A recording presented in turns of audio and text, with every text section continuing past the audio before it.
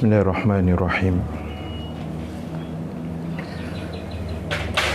Assalamualaikum warahmatullahi wabarakatuh. Al-Fatihah. Bismillahirrahmanirrahim. Alhamdulillah. Rahmanirrahim. Maliki yaumiddin. Iyyaka na'budu wa iyyaka nasta'in. Shiratal mustaqim. Ghairil maghdubi 'alaihim.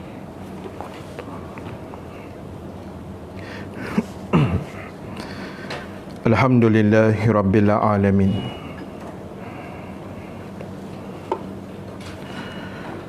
Wal 'aqibatu lil muttaqin. Wala udwana illa 'alal zalimin. Asyhadu an la ilaha illallah wahdahu la syarika lah. Wa asyhadu anna Muhammadan abduhu wa rasuluh. Allahumma salli wa sallim wa barik ala sayyidina Muhammad sallallahu alaihi wasallam wa ala alihi wa ashabihi ajmain. Rabbana iftah bainana wa baina qaumina bil haqq wa anta khairul fatihin. Fasayakfikahumullah wa huwas samiul alim, amma ba'd.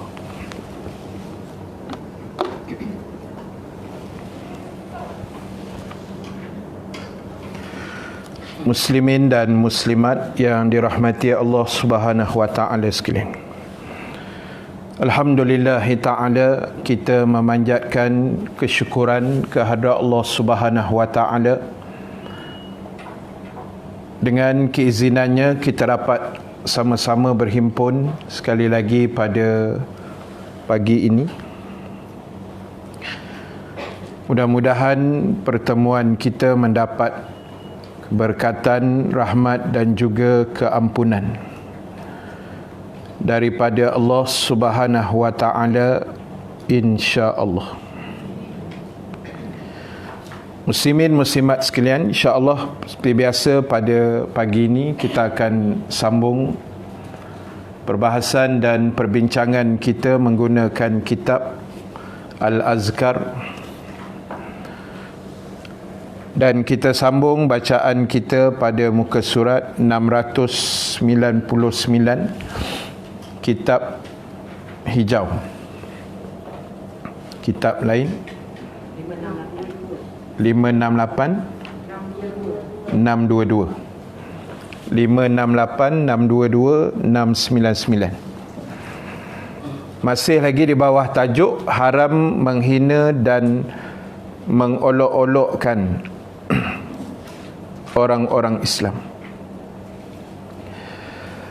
Baik, sambungan hadis yang di atas, hadis yang panjang sedikit, daripada Abu Hurairah radhiyallahu anhu, ia berkata,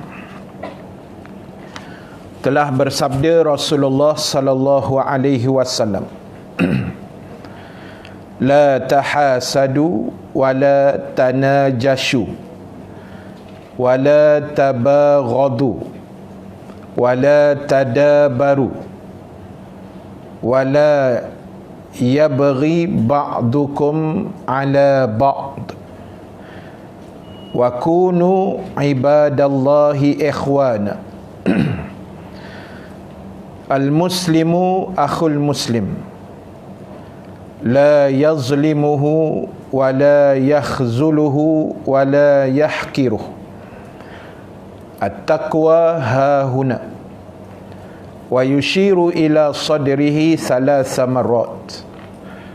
Bihasbi imri'in minasyarri ay yahkira akhahul muslim.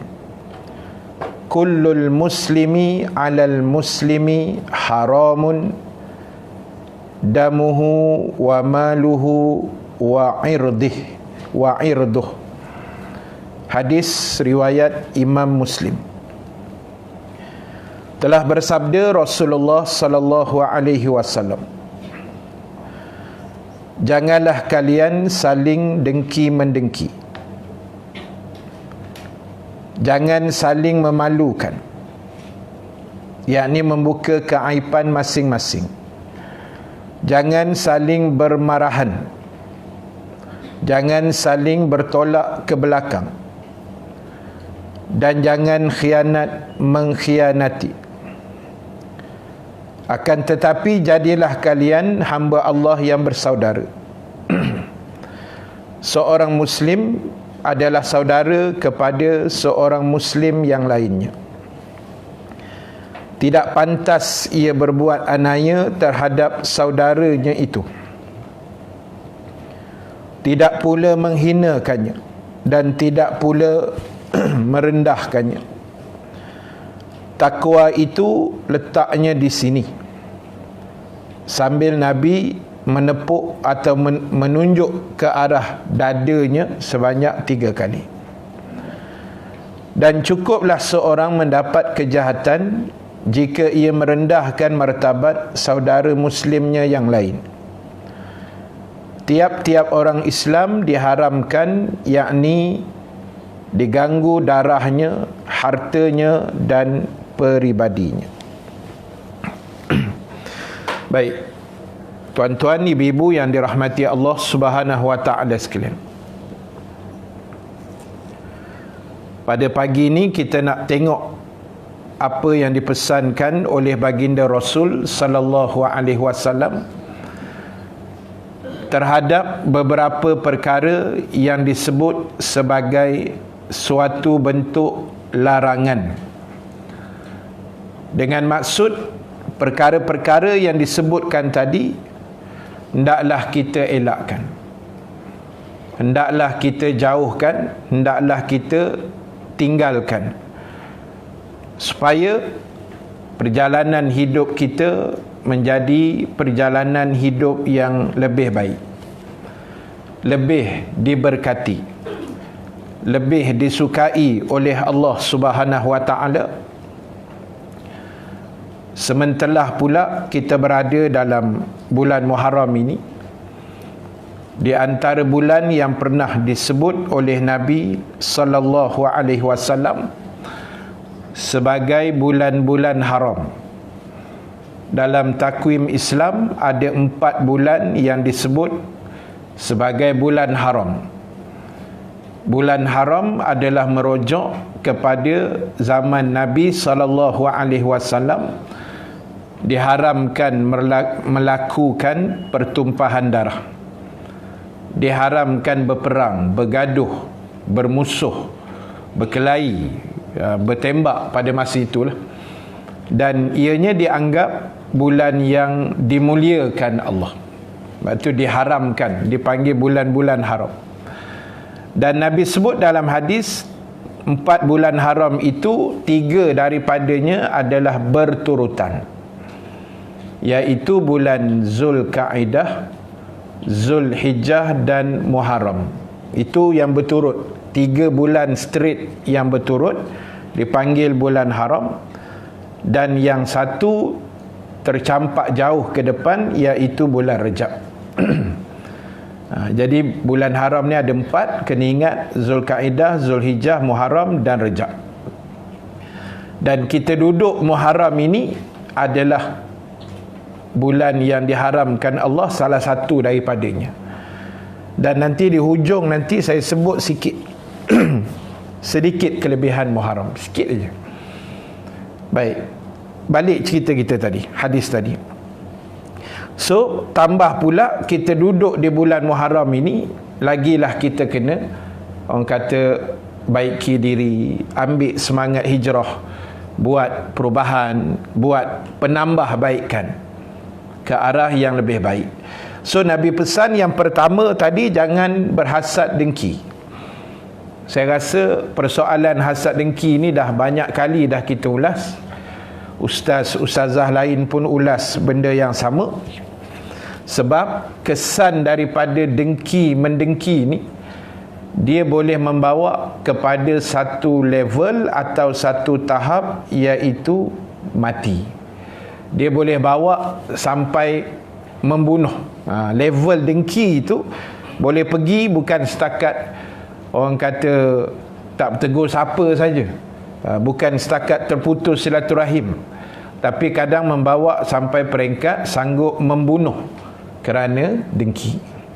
Dan bukti dia kita pernah cerita dulu, Qabil membunuh adiknya Habil dalam peristiwa anak Nabi Adam alaihissalam.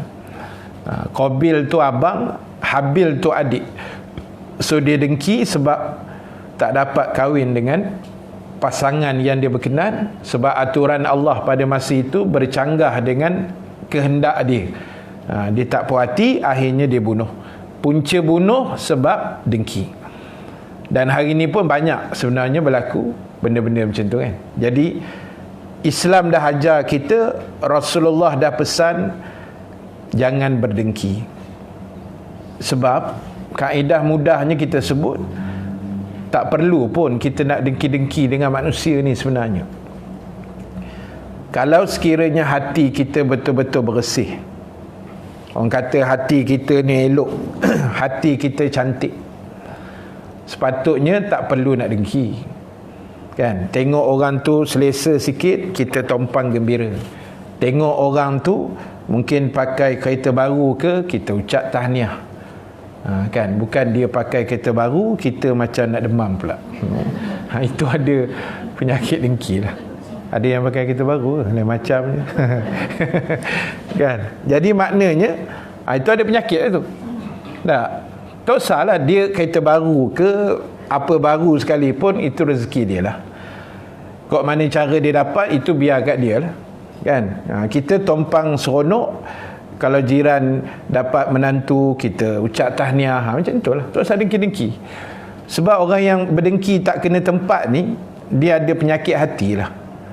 Sebab hati manusia ni sangat special, sangat luar biasa, sebab dia boleh berubah sekelip mata. Kan, pagi tadi dah niat dah, hari ni aku nak datang kuliah. Tiba-tiba tengah bersiap, jadi sesuatu ke, tak jadi lah. Mungkin salam je lah kat Ustaz Rahim pagi ni. Dia boleh berubah tak? Sekelip mata dia boleh berubah. Jadi sebab itulah perlu kita mengaji kuliah macam ni, supaya hati itu disentuh, hati itu diingat-ingatkan.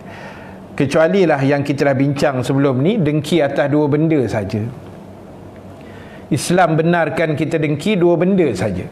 Dengki pada orang berilmu dan dengki pada orang kaya. Itu saja. Tapi kaedah dengki dia kena betul lah. Dengki pada orang berilmu maksudnya, kalau boleh aku pun nak jadi macam ustaz-ustaz, ustazah-ustazah, alim ulama, mufti-mufti. Aku dengki dengan ilmu yang dia ada. Itu boleh. Bukan dengki dengan ustaz, santau ustaz tu. Sebab ada dah jadi dulu-dulu ni kan, sihir ustaz tu ke apa, buat benda-benda tak elok, fitnah ustaz tu. Janganlah. Fitnah ustazah ke ustaz ke ulama kan, jangan. Dengki, kita tengok dia tu ilmu banyak, kita seronok dengan dia, kita pun ya Allah aku dengki betul lah dengan Tuan Haji ni, dengan ulama ni. Kalau boleh aku nak ilmu pun menuju ke situ. Itu dibenarkan. Makna dengki yang sihat, persaingan nak seronok. Sama juga yang kedua tadi, dengki dengan orang kaya. Sebab kita dengki sebab dengan kekayaan dia tadi, dia pula pemurah. Dia boleh infak, dia boleh beri, dia boleh bagi, dia boleh macam-macam. saya singgah hari Sabtu lepas di satu kedai makan yang saya ingat kedai itu baru tapi dah macam lama juga, dah setahun, rupanya dah setahun lah. Jadi kedai itu nama apa dekat sebelah Masjid Kayuara Damansara, Masjid Makmuriah, Salai apa ke nama kedai tu entah, kan? Dia macam satu, dia tak ada bangunan, dia pacak atap bumbung, lepas tu ada kios-kios, macam tu. Kedai Salai lah, kedai tu top juga. Jadi di situ masa saya pergi seminggu dua lepas kot, pergi makan tengah hari, tapi saya keluar rumah lepas Zuhur, sampai situ dah 2 lebih. Jadi situ ada, tengah-tengah tu macam dia ada stage kecil, adalah geng-geng menyanyi situ. Jadi bila saya cedok lauk, masa nak bayar, yang tukang menyanyi tu dia kata, Ustaz Rahim macam tu jangan ambil duit. Tanya, sudah, siapa dia pula ni, kan? Jadi rupanya anak murid. Jadi anak murid tu rupanya saya pun tak tahu, dia tu baru tahu je. Kenal lama dah tapi saya tak perasan. Drama dia panggil, pemain drama kan. Dia drama kumpulan Eka Matra. Drama. Padahal dah kenal lama dah, main bola dulu sekali kan, tapi tak tahu dia tu Eka Matra. Sebab drama kan, belakang tabir lah, selalu orang kenal penyanyi je.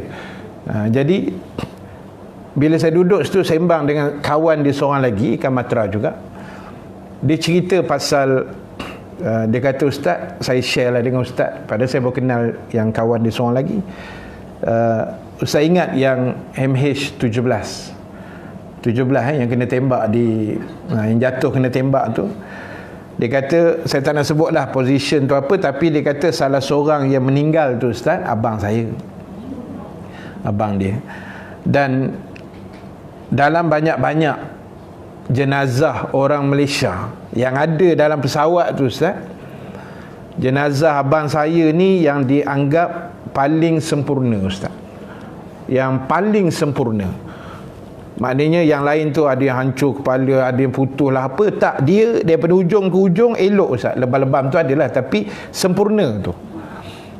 Jadi kami sekeluarga pun agak terkejut, dia kata. Cuma bila kita, dia macam cerita arwah abam lah, dia macam tu. Dah mati baru tahu, Ustaz, rupanya abang saya ni penderma utama dekat pusat kebajikan sekian, sekolah tahfiz sekian, setiap bulan dia bagi duit. Dah meninggal tu baru tahu. Jadi tu saya kata, benda-benda macam ni, yang tu kita boleh dengki lah. Dengki pada orang kaya yang mungkin jiwanya baik, yang rajin infak. Mungkin infak dia kita nampak tak nampak, itu tak apalah. Cuma kita teringin, ya Allah, satu hari besok aku nak jadi orang kaya, dengan niat, pasang niat elok-elok. Dengan niat aku nak tolong seberapa ramai orang yang boleh kita tolong. Macam saya pernah story juga rasanya, dan saya pernah berangan tapi angan-angan tu belum lagi menjadi kenyataan. Ibu-ibu, tuan-tuan doakan moga menjadilah, amin, insya-Allah. Saya berangan jadi orang kaya tapi belum jadi kenyataan, kan? Pasal saya teringin nak infak lebih lah. Sekarang ni kita infak juga, tapi taklah sebanyak orang kaya kan yang boleh infak. Saya nak infak dekat Pak Gad yang jaga kita punya taman-taman ke apa kan. Saya nak infak dekat orang yang sapu rumput, mesin rumput tepi highway, yang sapu sampah dekat yang lori datang ketik sampah. Kita kesian sebab kerja teruk, risiko tinggi kan. Mesin-mesin rumput tepi highway tu, risiko tinggi. Kalau dibuat ada orang mabuk terbabas ke apa, memang habis. Lepas tu masa zaman dulu-dulu lah, sekarang ni dah tak ada dah. Kan dulu ada penjaga tol, tengah malam bekerja, anak dara mana pun tak tahu kan, jaga tol tengah-tengah malam. Masa tu kesian juga, rasa nak bagi duit kat dia, tapi kita pun tak berapa nak ada juga kan. Jadi saya memasang niat tu lama dah, tapi yalah, insya-Allah lah kot. Mudah-mudahan ada satu hari besok kan. Jadi macam tu tak apa, kita dengki dekat orang kaya sebab dia rajin infak, dia rajin sedekah, kita nak tiru macam dia. Bukan dengki dengan orang kaya, kita buat sesuatu memiskinkan orang tu, tu tak boleh lah. Tu kena faham. Jadi Bila Nabi kata jangan hasad dengki, maknanya tak usahlah, kan? Bila kita dapat keluar putusan SPM, kan, anak jiran 10A, anak kita 10B, tak ada masalah. Bawa-bawa bertenang, kan? Sebab kita je kenal anak kita macam mana, tak? Tak usah dengki lah. Alah, anak dia 10A mesti meniru macam tu. Dengki-dengki. Tak usahlah, biarkan anak dia 10A, tahniah, anak kita 10B, itu rezeki anak kita lah, kan? Biar kita belajar redha, berlapang dada, sebab kita kenal anak kita, kan? Memang anak orang sebelah tu jenis rajin, tuition dia rajin pergi, dia pula pengawas di sekolah, kan? Ada kriteria yang hebat pada diri dia. Jadi tak usah dengki lah. Baik, yang kedua, Nabi kata jangan saling memalukan, yakni membuka aib dan sebagainya. Jadi Islam ajar kita, siapa yang menjaga aib saudaranya, Allah akan tutup aibnya di akhirat. Kaedah dia gitu je. Kena ingat yang tu. Siapa yang tutup aib saudaranya, maknanya dia tak dedahkan dengan niat nak memburukkan. Dia bila mendedah tu sebenarnya nak memburukkan lah, nak memalukan, nak menghina, kan, nak menjatuhkan maruah, nak mengaibkan. Siapa yang buka aib, Allah akan buka aib dia di akhirat. Siapa yang menjaga aib saudaranya, dia menutup, dia cover, dia tolong, backup, maknanya jangan didedahkan sangat benda-benda tak elok ni, dia tolong sama, jaga, Allah akan tolong dia besok dengan menutup aib dia. Sebab itu tuan-tuan, ibu-ibu sekalian, pernah saya sebut, dan saya yakin ustaz lain pun sebut benda yang sama. Kita ni wajib bersyukur kepada Allah, sebab kita ni nampak baik sebenarnya bukan sebab kita baik sangat, ya. Jawapan dia sebab Allah tutup aib kita. Jadi tak usah perasan sangatlah. Tak usah kita rasa aku ni hari-hari datang masjid falah ni baik dah. Baguslah kita datang kuliah tu bagus, tapi kita kena sedar, syukur sebab Allah tutup aib kita. Itu saja. Sebab kita ada sejarah-sejarah yang mengerikan. Sejarah hitam kita zaman jahiliah Quraisy dulu. Zaman, kalau tengok rata-rata umur 50-an ke atas ni, kan, dia pernah rasa zaman 60-an, 70-an dulu je, pernah rasa zaman tu, Pok Yeye apa semua ni. Kahwin zaman awal 80-an dulu, wajibul gunah bersanding, kan. Wajibul gunah bersanding, karaoke, tu semua zaman jahiliah kita dulu dah. Zaman kita tak reti apa. Jadi kita hari ni orang kata kita baik ni bukan sebab baik sangat, sebab Allah tutup aib. Kami ustaz-ustaz ni orang hormat ya sangat ni sebab orang tak tahu sejarah ustaz ni. Dan jangan dikorek pula, kan, jangan dicari. Cuma sebab Allah lindung, Allah tutup kelemahan kita, nampak baik saja, syukurlah. Dan Islam ajar kita jangan dedahkan, jangan buka aib orang, jangan malukan manusia, jangan. Sebab benda tu Allah boleh bayar cash balik, kan. Orang kata apa, hukum karma ke apa, kan, dia boleh kena balik bila-bila masa. Jadi kaedahnya Islam ajar kita jaga lisan, jaga hati ni benda yang sangat-sangat penting dalam hidup seorang manusia. Kena, jangan kita dedah dan sebagainya. Kemudian yang ketiga, Nabi pesan jangan saling bermarahan. La tabaghadu, jangan bermarah-marah, jangan bercakaran, jangan asyik nak bergaduh berkelahi je. Itu maksud la tabaghadu. Jangan cari musuh, jangan berbalah, macam tu, kan. Marah ni tuan-tuan, ibu-ibu sekalian, dia dipanggil sifat fitrah manusia. Fitrah manusia ni ada masa dia tengok sesuatu atau berlaku satu kejadian, dia akan marah. Macam kita tengok baru ni ada video viral, kereta masuk lorong motor dekat Federal Highway tu, nanya ke motor besar tu, terbabas habis motor di Jahannam. Mujur tak langgar kereta tu, kan. Dia boleh masuk lorong motor, tuan-tuan, tak ke pelik tu. Tak tahu apa kehalnya jadi gitu. Kita tengok tu menyerap darah kan. Pening ke apa tak tahu. Padahal Federal Highway tu berapa lane ada tu? Kan 4 lane pergi balik lebih kurang kan. Lorong motor tu kan nak dimasukkan. Apa masalah pun tak tahulah. Jadi kita menengok pun, ya Allah, hati ni menyerap. Kesian ke geng motor tu lah. Laju tu, motor tu laju kan, video tu dalam berita pada keluar. Jadi marah tu fitrah. Anak kita tak bawa kerja sekolah, kita marah. Cikgu pun boleh marah. Anak kita lambat semayang, kita marah. Itu fitrah. Tak ada apa yang tu. Marah yang itu tak apa. Tapi jangan ada satu sifat, saya minta maaf sebutlah, terutama kadang orang lelaki, dia ada sifat pemarah sangat, atau orang Melayu panggil panah baran sangat. Baran ni kena buang, sebab baran itu tidak dimiliki oleh Nabi SAW. Nabi tak ada panah baran. Nabi marah betul-betul bila orang langgar perintah Allah. Itu Nabi marah. Saja-saja nak marah, tak ketahuan, saja-saja nak pang bini, tak ada. Itu bukan Nabi. Kan, kita ni jangan ada sifat panah baran tu. Marah boleh marah, bini kita bla-bla boleh marah, tak apa. Tapi panah baran tu jangan. Panah baran tu jangan. Sebab apa? Itu akan dirasuk nanti oleh syaitan. Sebab Nabi kata marah tu daripada syaitan kan. Marah yang tidak terkawal. Jadi Islam ajar tak usah marah sangat. Jaga lisan, jaga mulut, jaga adab, jaga akhlak. Benda yang perlu marah, kita marahlah. Anak lambat bangun subuh, marah dia. Ni masalah. Kadang minta maaf sebutlah, jangan terasa lah kan. Kadang-kadang nenek dengan atuk dia, cucu tak bangkit, biarlah, malam tadi tidur lambat, kesian kat dia. Tak marah pula kan, pasal cucu. Cucu jangan buat main. Ibu-ibu, tuan-tuan yang dah ada cucu ni, habis cerita lah kan. Ada geng anak murid dia WhatsApp beberapa hari lepas kot, dia minta tolong sikit. Saya kata nanti saya tengok macam mana. Lepas tu saya tanya, Haji kat mana? Dia kata kat Kuantan, Ustaz.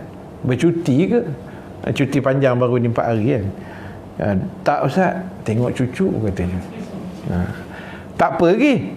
Lepas tu dia hantar di WhatsApp satu gambar, satu keping kertas, macam kertas nota buku sekolah tu, sekeping ditangkap, dia hantar kat saya. Benda ni punya pasal lah Ustaz, dia kata. Dekat atas nota tu apa dia tulis? Cucu dia tulis, hai atuk, itu je. Terus sampai Kuantan atuk dia. Tengok tuan, cucu punya penangan. Cucu tak buat apa-apa, dia tulis 2 perkataan, hai atuk katanya. Jahanam atuk dia, start kereta pergi Kuantan terus. Kan? Tak sungguh kan. Mungkinlah lama tak jumpa, boleh jadilah. Tapi nak cerita dahsyatnya penangan cucu. Kan, jadi berpadalah kita ni. Kalau cucu buat salah, tegurlah. Jangan atas nama cucu lesen besar, apa pun dia buat semua betul. Tak boleh lah kan. Jadi itu maksud saya tadi. Maknanya marah-marah tak ketahuan tu jangan. Biar marah yang kena tempat, tak apa ya. Jangan marah yang tidak-tidak lah. Wala tadabaru, yang keempat, Nabi kata jangan kamu saling bertolak ke belakang. Maknanya macam tindas menindas, kena-mengena, mengenakan orang, apa dia panggil istilahnya tu, macam itulah lebih kurang tak. Kita tolak menolak, jatuh menjatuhkan, macam tu kan. Jangan. Sebab saya kata dah tadi, masing-masing ada ketetapan rezeki yang Allah telah atur untuk kita semua. Jadi tak perlu susah hati dengan rezeki orang lain. Saya ingat satu pesanan almarhum Syekh Ahmad Mutawalli Asy-Sya'rawi, seorang ulama Mesir, boleh kita kata wali Allah yang hebat jugalah di Mesir. Saya sempat masa Mesir dulu dia hidup, saya sempatlah hidup di situ dengan dia. Bukanlah dengan dia tu makna duduk dengan dia, tidaklah, tapi di zaman dia ada tu saya ada. Masa di Mesir, saya, Ustaz Dazuki semua tu adalah masa tu. Dan dia sangat hebat pada masa itu. Ilmu dia sangat hebat. Dia mahir dalam ilmu tafsir, dia pakar dalam ilmu Quran. Baik itu slot dalam TV pun dia mengajar Quran saja. Macam Quran yang kita baca Mashaf Resam Osmani warna hijau tu kan, yang selalu kat Mekah itu ambil baca tu, yang dia letak kat dinding-dinding masjid tu.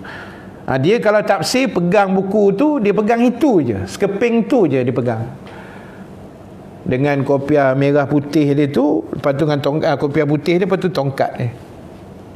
Tiap-tiap hari Jumaat pukul 3 mesti ada live. Saya selalu tengok kan tu. Bila dia baca tafsir tu ayat ni, dia hurai tu habis macam tu je sejam. Dia hurai pandangan mazhab ni memang dahsyat lah.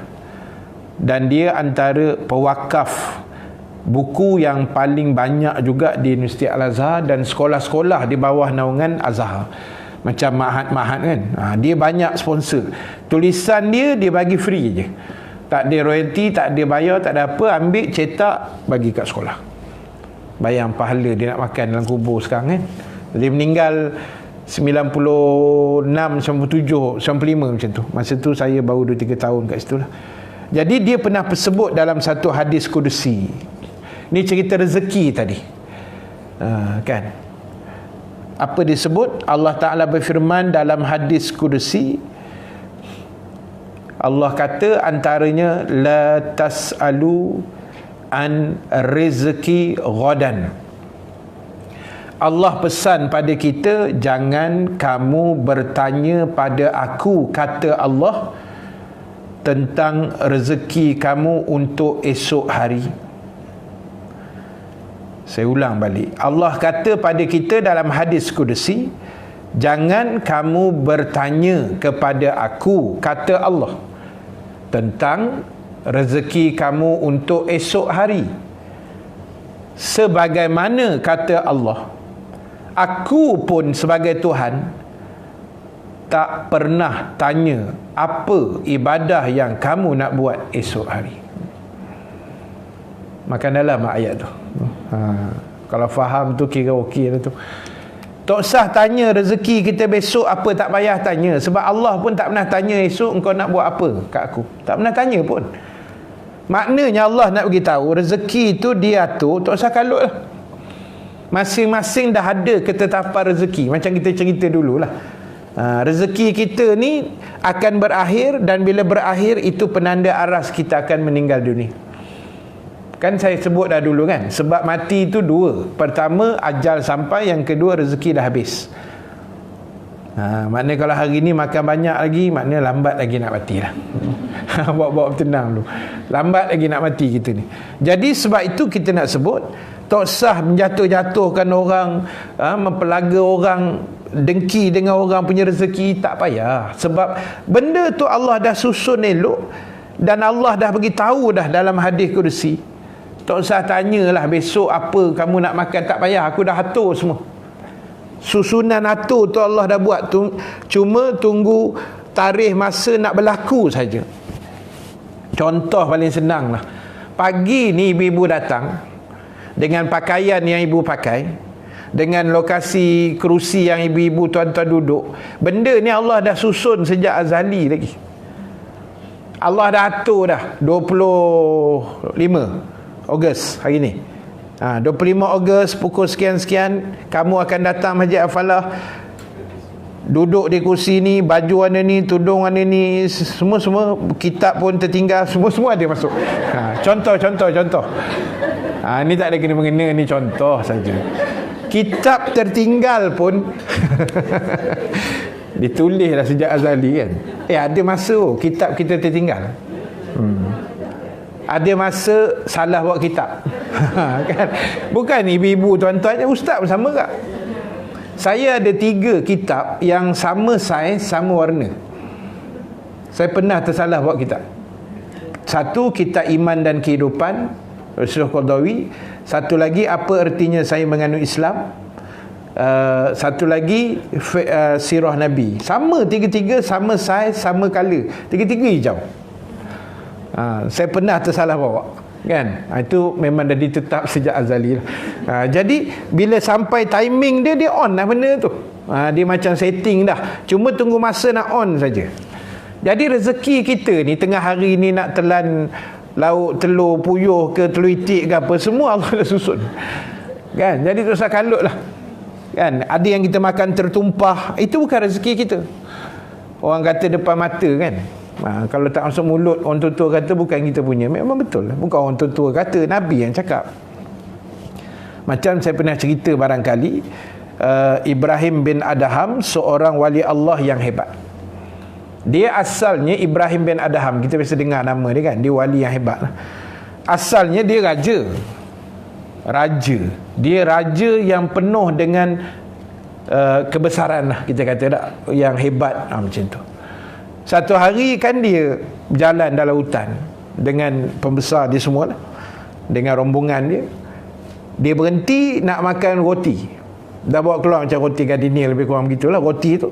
Tiba-tiba datang burung, tangkap roti dia tu, sambar roti dia, bawa lari, terbang. Kan dia kejar burung tu. Dia tak puas hati dengan burung tu. Pasal apa ambil roti dia? Nampak? Raja tu. Akhirnya dia pergi ikut burung tu. Rupanya burung tu bawa ke sarang bagi anak-anak dia makan. Sejak hari tu 360 darjah terus dia.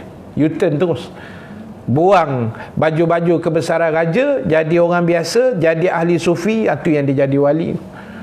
Pasal dia memikir, yang aku kalut pergi kejar burung yang tangkap roti aku tu pasal apa? Rupanya Allah dah takdirkan itu bukan rezeki aku, walaupun dah pegang.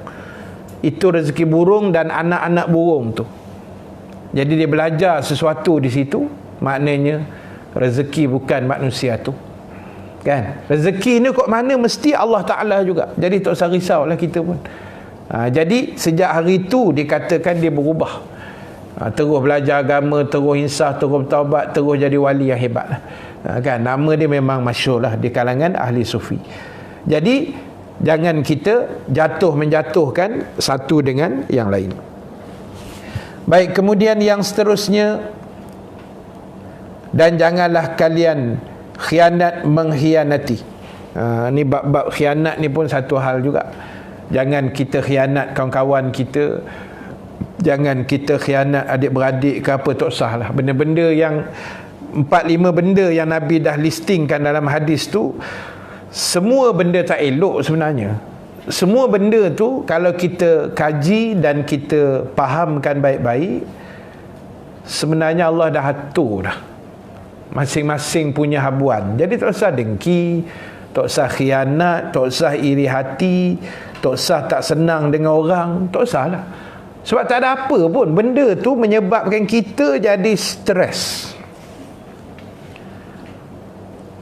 Saya jumpa satu anak murid masa arwah kakak ipar saya meninggal tu, masa pagi tengah petang raya haji tu kan, pagi Jumaat tu. Jadi anak murid ni baik lah. Tak tahu dia menonton live ke tidak ni, tapi saya share, pinjam cerita dia sekejap. Saya kata dia, sebelum tu badan dia berisi sikit, lepas tu nampak kurus. Saya pun follow Facebook dia, nampak macam kurus sikit. Saya tanya dia, sakit ke, buat diet kat mana gaya ke, buang usus ke apa ke benda kan, ikat perut ke apa ke. Dia kata, Ustaz, saya kena satu penyakit masa PKP Ustaz.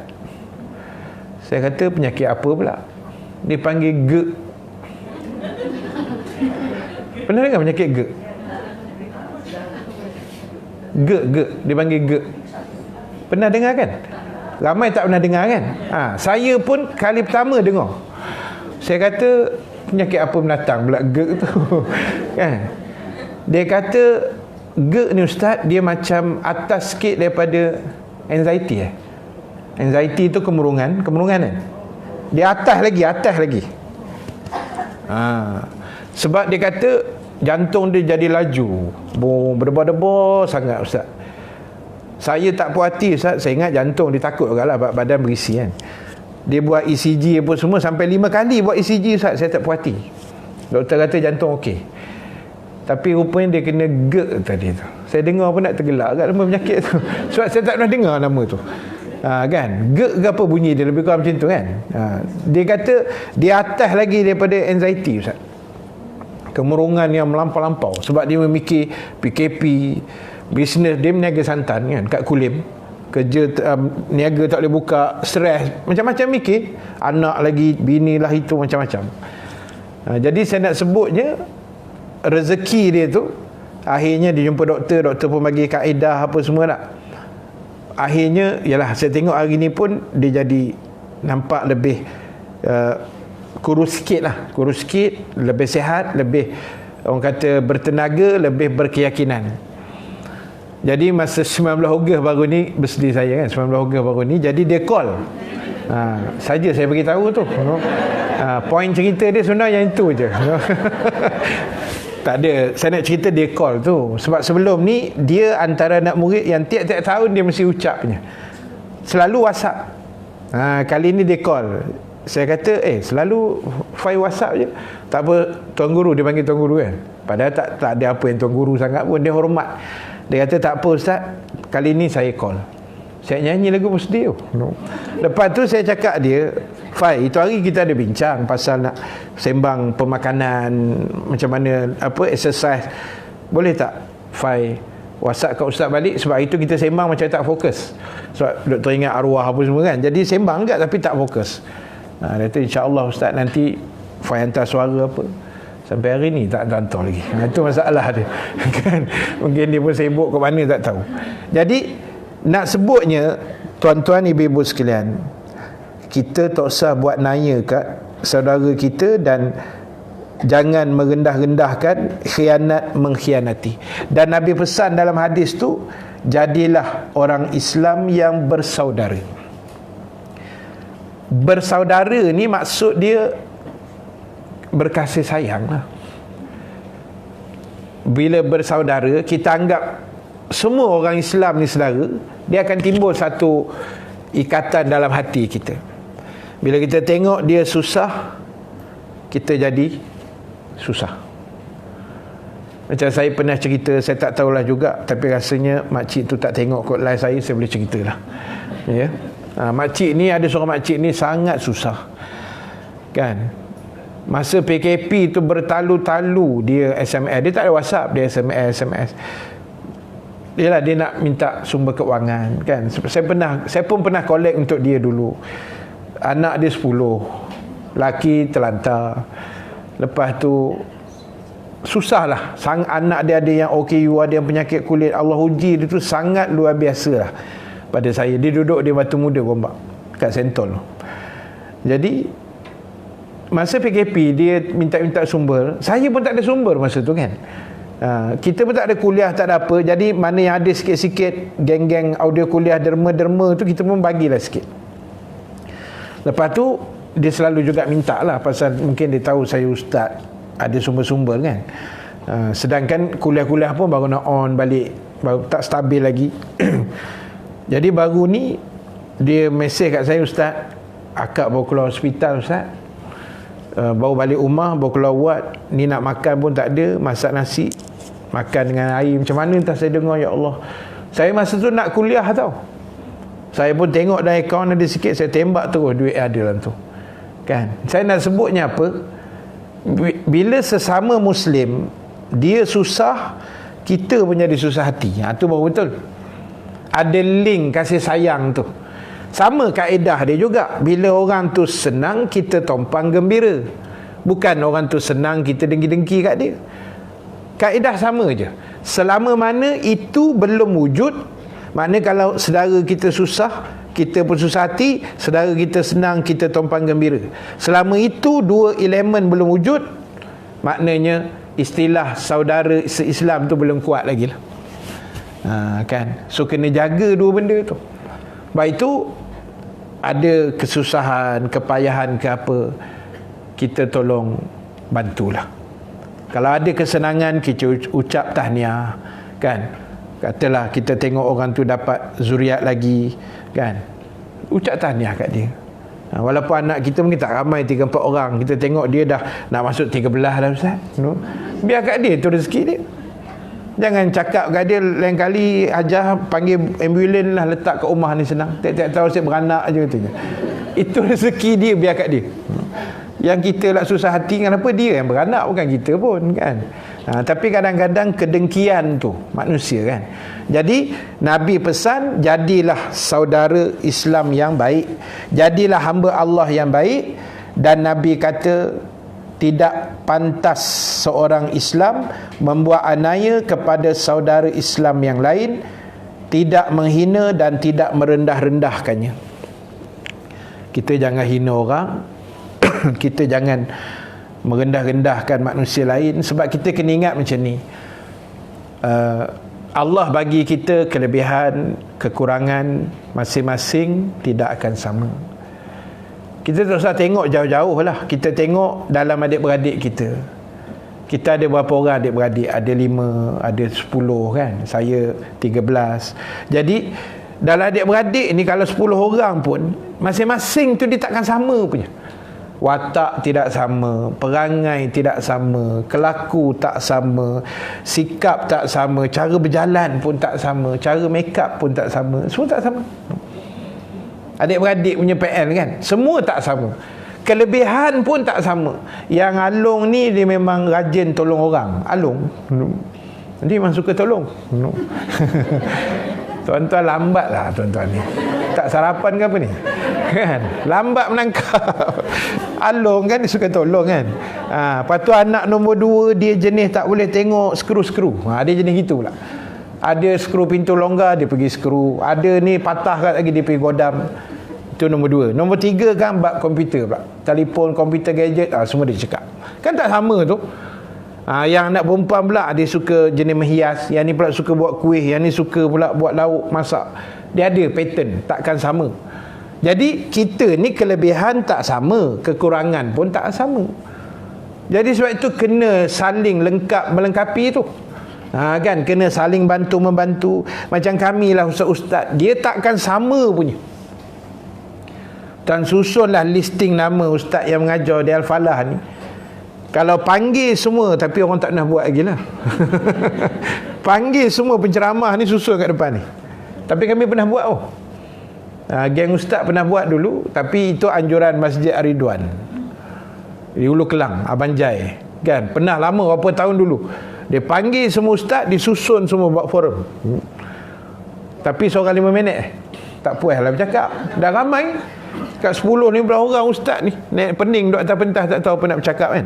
Tak ada tajuk dia suka hati ustaz nak cakap apa. Sebab tak ada tajuk. Cakap saya pun ambil cakap 5 minit, lepas tu pasing ustaz Cina, ustaz Nazuki, ustaz itu, ustaz ni. Ramai kan. Panggil lah 10, 15 orang, 20 ustaz duduk sederet begini. Semua ustaz tu takkan sama punya. Cara bercakap tak sama, tarikan tak sama, peminat pun tak sama kan. Peminat masing-masing ada, jangan main-main. Ustaz Dazuki ada peminat dia sendiri. Saya mungkin ada lah, sedih benar ayat tu kan. Mungkin ada. Mungkin ada lah, sikit-sikit kan. Ustaz Ni Bakri ada peminat, masing-masing ada kan. Ada subjek yang dia minat, memang macam tu. Jadi takkan sama, jadi tak perlu nak dengki-dengki. Kita baiki. Hijrah ni ajar kita baiki diri kan. Hijrah ni ajar kita jangan semangat hijrah saja, ambil perubahan, muhasabah diri. Sebab Nabi kata al-muhajir man hajara manahallahu anhu. Orang yang berhijrah itu, kata Nabi, orang yang meninggalkan apa yang dilarang oleh Allah. Jadi kita ubahlah. Hijrah ni pada saya kita ubah. Sebab hijrah ni kan berubah, pindah-pindah tempat kan. Mekah, Madinah, itu hijrah yang asal lah. Jadi kita ubah balik. Mana amalan kita tak berapa comel, kita comelkan. Amalan kita tak apa lengkap, kita lengkapkan. Amalan kita yang berasa macam kurang, tahun lepas saya kurang sembahyang duha ustaz, tahun ni tambah sikit. Tahun lepas saya kurang mengaji Quran, tambah sikit. Baiki. Penambah baikkan dia panggil. Itu hijrah yang sebenar yang kita kena buat. Tak perlu pindah-pindah randah dah kan. Kita ubah yang tu saja. Sebab kalau kita nak bersembang tentang hijrah Rasul terlalu luas. Jadi kita ambil benda tu sebagai kesimpulan dia, buat perubahan diri. Semak balik. Kalau ada catatan aku ni tahun lepas 1441 Hijriah, kehadiran kuliah aku puas hati ke tidak? Contoh gitu kan. Sembahyang sunat aku okey ke tak tahun lepas ni? Ada tak perlu nak ditopak-topak lagi? Sedekah aku tahun lepas rasa-rasa puas hati ke tidak? Contoh. Masing-masing muhasabah lah. Masing-masing dia yang tahu apa yang dia buat. Jadi sebab itu ibu-ibu sekalian, Nabi pesan benda tu, jangan merendahkan manusia, jangan hina dan sebagainya. Dan Nabi kata takwa itu ada di sini. Nabi tepuk dada dia di sini 3 kali dengan tangan. Nabi kata at-taqwa hahuna. Takwa tu duduk dekat sini, dalam dada. Iman tu duduk dalam dada manusia. Dan Nabi kata cukuplah seorang mendapat kejahatan jika dia merendahkan saudaranya yang lain, dan tiap-tiap orang Islam harus jangan diganggu darahnya, harta dan peribadinya. Maknanya itu dipanggil irdihi, benda yang terpelihara dalam Islam. Islam ni dijaga darah kita, tak boleh membunuh suka hati. Jaga harta kita, jangan diambil, dicuri, dirampas, kan? Jaga peribadi kita, makna maruah diri, jangan dihina dia. Macam tu. Sebab Islam ni agama yang sangat cantik. Dia bukan sahaja menjaga manusia, tapi dia menjaga seluruh alam. Jadi sebab itulah ibu-ibu, tuan-tuan yang dirahmati Allah sekalian, dan tadi saya sebut di awal kuliah, saya nak sebut sedikit kelebihan Muharram tu. Sikit, satu je sebenarnya yang saya ada baca sikit, iaitu bila sahabat bertanya kepada Nabi sallallahu alaihi wasallam tentang apakah puasa yang paling afdal untuk dibuat oleh manusia selepas bulan Ramadan, sahabat tanya ke Nabi sendiri, dan Nabi jawab, berpuasalah dalam bulan Muharram, yakni puasa sunat lah. Jadi antara kelebihan Muharram yang kita kena cuba rebut ialah perbanyakkan puasa sunat. Itu atas kemampuan diri masing-masing, ya. Ikut kemampuan. Kalau rasa mampu, bismillah jalan. Tak mampu, tak payah puasa, kan? Dan kita kena ingat dalam bulan Muharram ni ada kelebihan sedikit iaitu puasa hari Ashura, 10 hari bulan Muharram, jatuhnya hari Sabtu. Dan di sana ada hadis yang pernah disebut oleh Nabi sallallahu alaihi wasallam. Hadis yang terkenal, bila Nabi sampai Madinah, Nabi tengok orang Yahudi berpuasa. Lalu Nabi tanya mereka, kamu puasa apa hari ini? Mereka jawab, kami puasa hari Ashura. Ya, Ashura maknanya hari ke-10.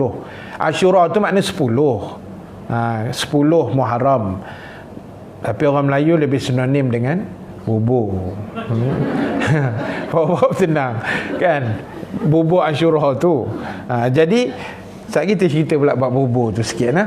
Jadi Ashura tu maknanya 10. Bila Nabi tanya Yahudi, pasal apa puasa hari ni? Sebab hari ni 10 Muharram, hari yang Allah selamatkan Bani Israel dan Nabi Musa daripada serangan Bani Israel apa semualah. Allah selamatkan Musa daripada Firaun dan sebagainya. Jadi kami layak berpuasa, kata Yahudi Madinah. Lalu Nabi jawab pula, aku dengan Nabi Musa, aku lebih layak pada Musa berbanding kamu, kata Nabi. Aku ni Nabi, Musa pun Nabi, kami sama level. Aku lebih layak berbanding kamu dengan dia. Aku lebih layak, kata Nabi. Lalu Nabi cerita pada sahabat, dan Nabi kata pada geng-geng Yahudi, kamilah sebenarnya yang lebih layak berpuasa berbanding kamu. Dan bila sahabat tanya Nabi, adakah boleh kita puasa Ashura? Nabi kata boleh, tapi lebih cantik puasa Tasu'a. Tasu'a maknanya 9. Tasu'a tu tis'ah. Tis'ah tu 9 lah. Hari ke-9 Muharram. So kalau 9 maknanya hari Jumaat. So hari apa nak puasa ni? Memang tabik lah, kan? Saya ingat kalau saya tanya hari apa nak puasa, ingat tuan-tuan ibu-ibu nak jawab Jumaat Sabtu. Khamis terus di pantainya, no? Memang syurga terus ni, insya-Allah, amin. Canggih sikit Ahad terus lah, no? Dia gini. Ada hukum yang dihukum dia, kita kena ingat sunat saja, ya. Fadilat dia apa? Nabi kata, mudah-mudahan kamu berpuasa Ashura itu Allah hapuskan dosa kamu setahun yang lepas. setahun yang lepas. Yang kita puasa wukuf tu hari, wukuf kan? Wukuf ke? Arafah. Itu setahun ke depan, setahun ke belakang. Yang untuk Ashura ni ialah ke belakang setahun. Dihapuskan dosa setahun yang lepas. Dan Nabi kata, insya-Allah kita akan berpuasa tahun depan dengan Tasu'a. Maknanya diiringkan 9 dan 10. Katalah tahun ni Nabi cakap, kes yang Yahudi tu kan, kami lebih layak. So tahun depan, bila sahabat tanya, Nabi kata tahun depan kita cuba puasa 9 dan 10. Walaupun dalam riwayat menyebut Nabi tak sempat puasa Tasu'a, sebab Nabi wafat tahun depan tu. Jadi habis kita nak puasa apa Ustaz? 9 ke 10 ke 10 saja ke 9 saja ke tak payah langsung. Dia gini, ulama letak ada 3 kedudukan. Pertama, cantiknya 9 dan 10. Cantiknya 9 dan 10. Yang kedua, ulama kata cantiknya juga diiringi sehari sebelum atau sehari selepas. Sama ada ibu-ibu nak buat 9-10 atau 10-11. Tapi 11 tu Nabi tak bunyi dalam hadis. Tapi ulama kata boleh. Ulama tambahlah fiqah tu. Jadi nak cantik 9, 10, 11. Nak cantik lagi 8, 9 betul? 8, 9, 10. 11. Top up terus sampai hari Ahad tu. Atau Ustaz, saya tak nampak gaya 8, 9 apa semua ni, 10 aja Ustaz. 10 sahaja. Dengar baik-baik. 10 sahaja Ustaz. Hari Sabtu je ada harapan, sebab hari Ahad dia kenduri Ustaz. 10 saja. Ulama kata boleh, tak ada masalah. Tapi had comel, had cantik yang tadi itulah 9, 10 atau 10, 11 atau 8, 9, 10. Sebab dia berkait dengan hari Khamis tu. Dia tersangkut dekat situ kan. Cantik 3 hari tu straight. Tak boleh 3 hari, 9, 10 saja. Tak boleh 9, 10, 10 saja. Tak boleh 10 saja. Kau terdarah lah bubur Ashura tu. Buat mandi sekali. Jadi itu hukum dia, ya. Jadi usahakan. Saya tak tahu lah Ustaz ni niat dah niat tapi rasa tarikh tu besok uzur pula Ustaz. Habis nak buat macam mana? Kan? Pahala niat dah ada. Sebab tu niat tu penting. Kok mana pun pasang niat tu awal-awal. Masuk Muharram pasang niat, aku nak puasa Ashura besok. Mana tahu, jangan aminkan lah kan. Mana tahu mati ke sebelum Ashura tu kan. Ataupun macam sekarang period ke masa tu dapat pahala niat. Niat awal-awal. Saya nak belanja Ustaz sempena bersedih tu hari. Niat awal-awal. Ni contoh saja. No? 2 kali ulang dah ni. Jadi ibu-ibu sekalian, pentingnya niat. Bawa tenang, bawa tenang. Saya muda lagi, baru 46, bawa tenang. Jadi apa tadi? Niat. Niat tu penting, no? Sebab itu bukalah mana-mana kitab yang ulama tulis pun. Kita apa sekali fiqah ke tauhid, muqaddimah tulisan dia mesti dia masuk hadis. Innamal a'malu binniyat. Kan dia akan tulislah, sesungguhnya saya yang menulis, fakir yang menulis kitab ini memastikan niat kita adalah betul untuk menulis bla bla bla. Dia mesti masuk hadis tu. Sebab niat dalam Islam itu sangat penting. Niatlah yang membezakan adat dan ibadah. Niat akan mengubah adat menjadi ibadah. Contoh, kita masuk masjid. Adat bila masuk masjid duduk. Adat dan adab masuk masjid duduk elok-elok. Itu adat. Tapi bila kita ubah adat tu dengan niat, dia akan jadi ibadat. Duduk, niat i'tikaf, dapat pahala. Daripada duduk saja-saja tadi tak dapat pahala apa. Ubah je jadi ibadah. Niat punca menjadi berubah tu sebab niat itu. Jadi ibu-ibu sekalian, niat elok-elok. Kan? Niat elok-elok. Saya niat tahun ni lagi umrah Ustaz. Niat je. niat yang ada kesungguhan lah, bukan niat kosong itu. Niat memang ada plan dah. Tahun depan kalau Covid reda, dah buka visa ke apa, saya niat nak pergi umrah Ustaz, rindu dah sangat ni. Berapa tahun tak pergi kan. Niat tahun ni nak apa-apa je lah, saya pun tak reti nak bagi contoh. Ataupun contoh paling senang, niat birthday tahun depan. Niat siap-siap, bagi tahu tarikhnya awal-awal sikit. Contoh juga dah tak tahu nak bagi contoh apa dah tuan-tuan. Jadi baik, apa yang paling penting, kesimpulan akhir untuk tengah hari ni. Yang pertama sekali, muslimin muslimat, pastikan kita ikutlah apa yang Islam ajar kita. Jangan kita ubah sana ubah sini, ya. Jangan kita bercakap benda-benda yang boleh merosakkan iman. Saya tengok sehari dua ni ada orang bercakap tu, kan. Dia kata kalau macam tu besok rakyat potong tangan, menteri potong kuku, dia kata. Jangan. Walaupun mungkin dia kata saya tak ada niat nak menghina hukum hudud, tapi tak boleh cakap macam tu, sebab dia akan pergi ke situ juga, kan. Bila cerita potong-potong tu, dia akan pergi pada hudud. Jadi kita jangan cakap gitulah, kan. Istighfar balik, minta ampun. Jadi benda-benda tu saya kata tadi, kita mengaji, pertama mengaji elok-elok biar kita faham. Sebab kita ni banyak benda yang kita tak faham, kan. Kami ustaz pun banyak yang tak faham. Yang saya hurai tu semua yang saya faham aja. Yang saya tak faham, saya tak berani nak hurai, kan. Sebab tu kita mengaji ni tak habis. Minal mahdi ilal lahdi, daripada lahir sampai mati, kan. Dan yang kedua, ibu-ibu sekalian, tuan-tuan yang dirahmati Allah, kita hidup, Allah panjang lagi usia kita masuk Muharram ni, kita buatlah perubahan, insya-Allah. Buatlah kebaikan, penambah baikan, semak balik, tengok kelemahan kita apa, kekurangan kita apa, kelebihan kita apa, kan. Kita jangan banding-banding sangat dengan orang, nanti kita jadi stres. Kita tengok orang tu sembahyang sunat 100 rakaat sehari, stres lah kita, stres lah, kan.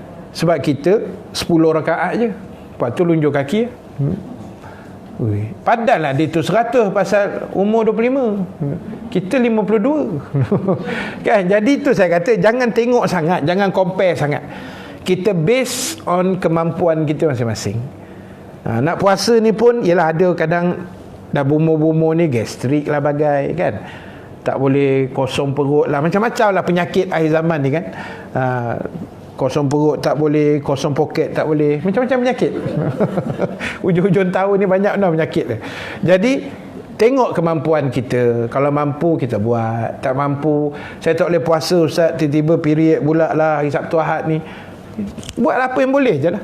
Sedekah buat banyak, kan. Banyak jalan lain. Ibadah tu kan puasa saja. Cuma saya bacakan hadis tadi, puasa yang terbaik Nabi kata selepas Ramadan ialah Muharram. Jadi kita cubalah, insya-Allah. Dan yang terakhir, tuan-tuan ibu-ibu sekalian, apa pun yang kita buat, kita niat ikhlas kerana Allah. Manusia nak kata apa-apa ni biar kat dia lah, kan. Yang penting Allah kata betul, kita jalan, insya-Allah.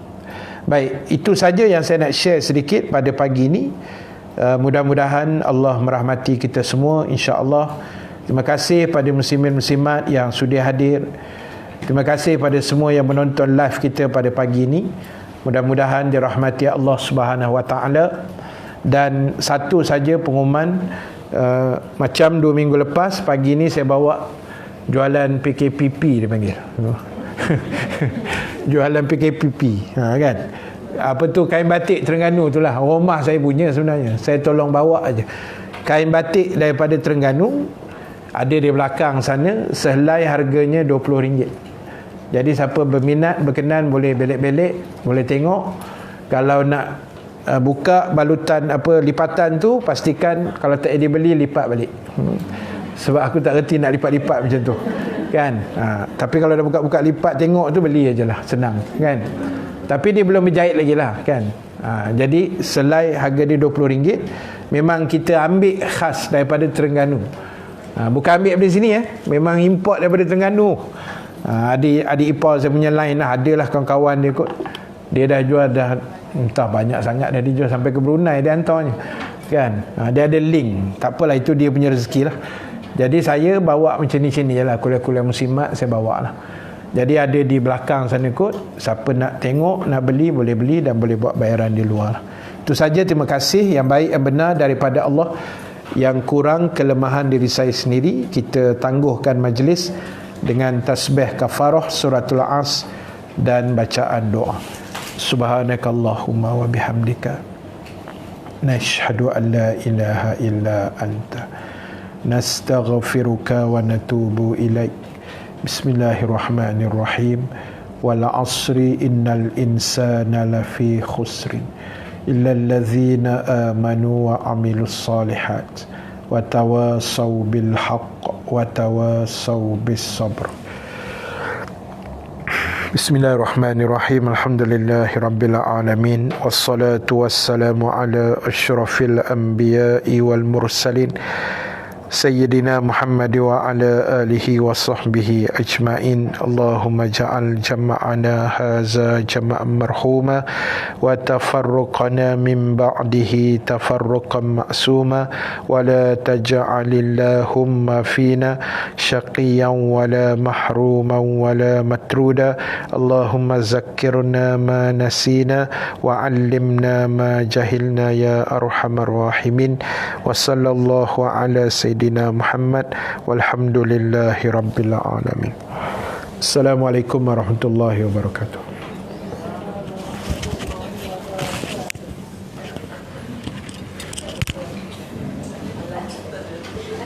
Tak ada.